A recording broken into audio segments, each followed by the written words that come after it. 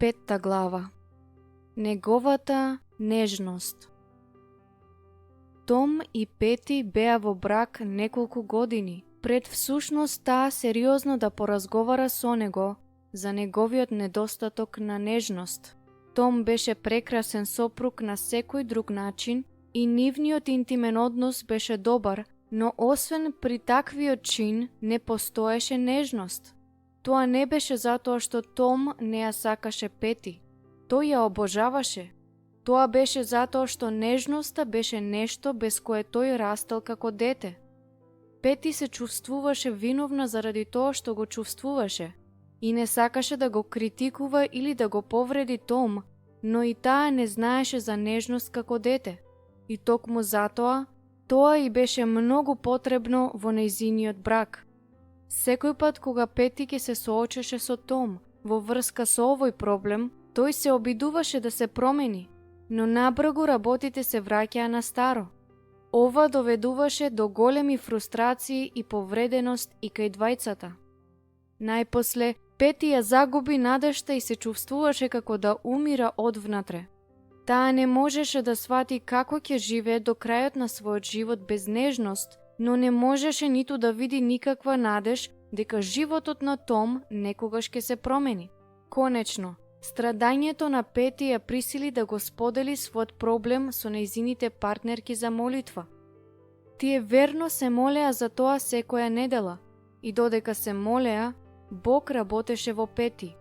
Тој изборуваше да му биде послушна во областа на правилната исхрана и доволно вежбање, област во која таа секогаш се бунтуваше.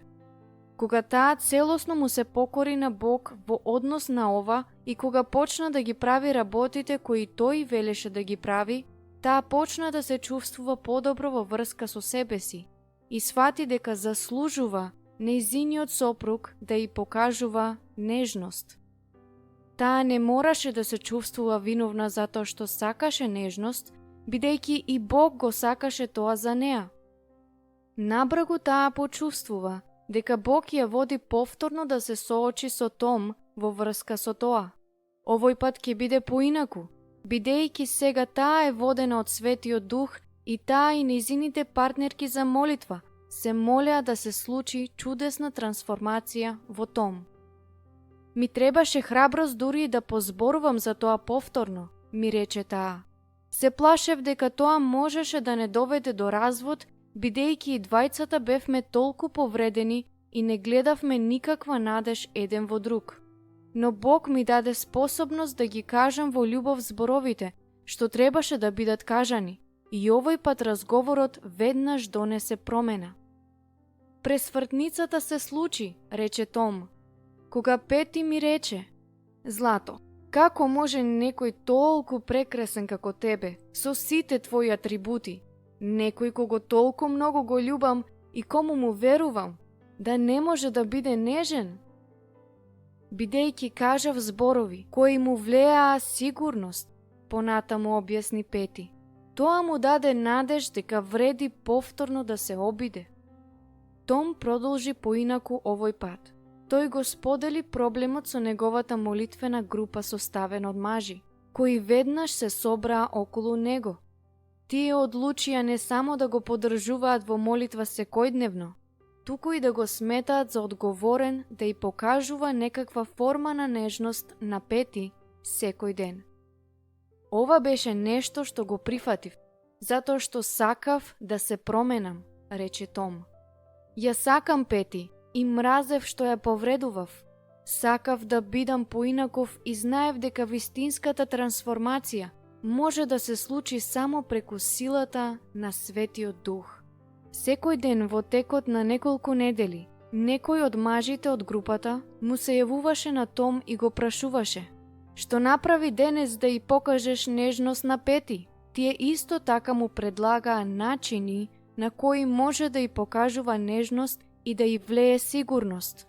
Тие му рекоа на Том секојдневно да се испитува во однос на Пети и да се праша себе си како напредувам.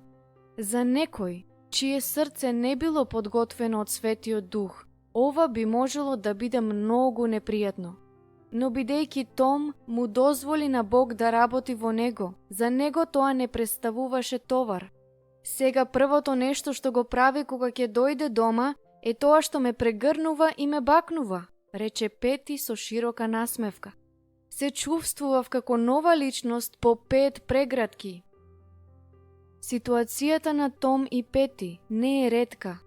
Многу луѓе, дури и побожни мажи и жени, живеат во бракови кои се мртви, бидејќи не постои нежност. А жените го трпат тоа бидејќи нивните мажи се добри на други начини или не се чувствуваат доволно вредни за да бараат нежност. Но ова не е начинот на кој Бог го создал брачниот однос. Мажот нека ја исполнува својата должност спрема својата жена, а исто така и жената спрема својот маж. 1 Коринќаните, 7 глава, 3 стих. Постои време за прегрнување, вели Библијата. Проповедник, 3 глава, 5 стих. Кога си во брак, тогаш тоа е дефинитивно тоа време. Нежноста не е најважната работа на списокот на мажот, бидејќи мажите често ги сметаат интимниот однос и нежноста за едно исто. Најголемата потреба на жената е потребата за нежност. Ако си во брак, каде што тоа недостасува, моли се Светиот Дух да го промени тоа. Молитва. Господе, се молам за отворена физичка нежност меѓу мене и мојот сопруг. Овозможи му на секој од нас да го остави настрана срамот и незаинтересираноста и изобилно да ја покажува својата љубов еден на друг. Помогни ни да си покажуваме колку се грижиме еден за друг и колку се почитуваме. Подсетувај не секој ден да си покажеме нежност еден на друг на некој начин. Помогни ни да не бидеме студени, воздржани, незаинтересирани или оддалечени. Направи не топли, нежни, сочувствителни, полни со љубов и восхитување. Отстрани секаква тврдоглавост во нас, која одбива да се промениме и да растеме. Ако едниот од нас е помалку чувствителен на штета на другиот, доведи не во рамнотежа. Доколку недостатокот од нежност поттикнал негативно мислење за бракот кај нашите деца или ги научил на погрешен начин во однос на брачниот партнер, помогни ни да бидеме пример на вистинскиот начин, за да можат тие да го видат тоа. Помогни ни да знаеме како отворено да ги исповедаме своите грешки пред нив и да им покажеме колку посветено се обидуваме да живееме поинаку. Промени ги нашите навики на рамнодушност и презафатеност. Помогни ни да не се однесуваме еден спрема друг, како да не постоиме, без да се обидеме да бидеме чувствителни еден спрема друг. Помогни ни да не го ослабиме нашиот брак со тоа што ќе го занемариме ова важно средство за комуникација. Се молам секогаш да се поздравуваме еден со друг со целивна љубов. 1 Петар, 5 глава, 14 стих. Знам дека само преобразителната сила на Светиот Дух може да направи промени кои траат. Јас верувам дека ти ќе не менуваш и ќе не направиш маж и жена, какви што ти не повика да бидеме. Мокини алатки. И така, ако има некаква утеха во Христос, ако има некакво охрабрување од љубов, ако има некакво заедништво со Духот, ако има некакво сочувство и сожалување, направете ја мојата радост целосна. Имајте исти мисли и иста љубов, обединети во Духот и со една цел. Филипјаните, 2 глава, 1 и 2 стих. Така и мажите се должни да ги љубат своите жени како своите собствени тела. Кој ја љуби својата жена, се љуби себе си, зашто никој никогаш не го намразил своето тело, туку го храни и негува како и Христос црквата. Ефешаните, 5 глава, 28 и 29 стих. Не гледајте само на своите лични интереси, туку и на интересите на другите. Филипјаните, 2 глава, 4 стих. Неговата лева рака ми е под главата, а со десната ме прегрнува. Песна над песните, 2 глава, 6 стих. Никој да не ја бара својата полза, туку ползата на другиот.